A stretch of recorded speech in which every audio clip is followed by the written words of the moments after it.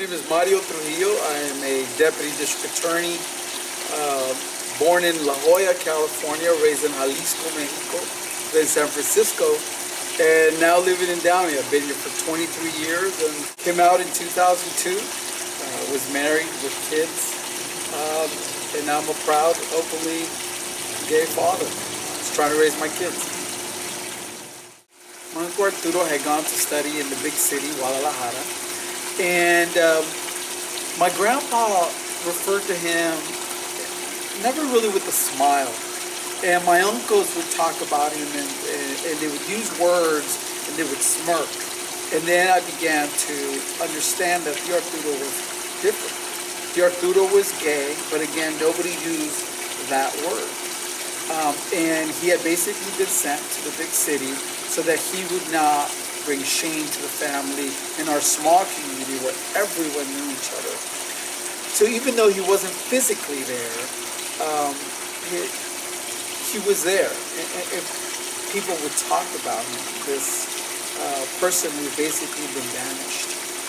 And so as I grew up and got to know Mr. Arturo, I loved him, but I knew that it wasn't okay to be like him.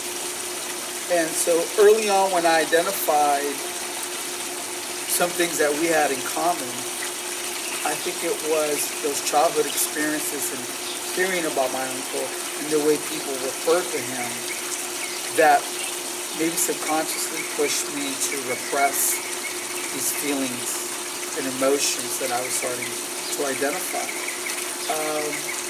He's my favorite uncle today. I'm very proud of him because he became my role model later on in life. Not only because he encouraged me to seek higher education, but he encouraged me to live freely and openly and love and respect and to just accept who I was. I'm inspired by my kids, survivors. I can't help but feel that I've put them through a lot. I've made certain decisions in life, specifically my decision to come out later in life as an adult. When they were 7 and 4, I made a decision that I knew was going to impact them forever. I've tried my best to give them the most quote-unquote normal upbringing that I could, and I think I've done a good job about doing that. But I'm inspired by their ability to just keep going. My partner and I are currently adopting a 3-year-old. It's been life-changing. I have one child going to college, getting ready to go to college, one daughter celebrating her quinceañera, and then a 3-year-old. Life is great. I never thought it would be this good. During the coming out process, I hit what was probably the lowest point of my life. With good friends and family, I was able to overcome the process to the point where today, hopefully, I can help others in the process.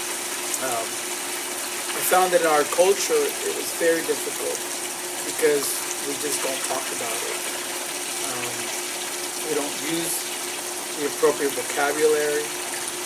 Everybody knows when someone in the family is gay, but we come up with other terms. Su amigo or su roommate. But we all know who that person is. But we accept that we're just not going to talk about it.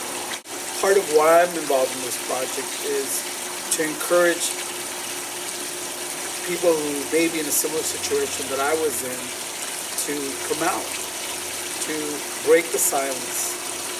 The more of us that have the courage to step forward and use the appropriate vocabulary and start the discussions around the dinner table, always being sensitive to our culture, I think it'll make it easier for future generations to just accept who we are.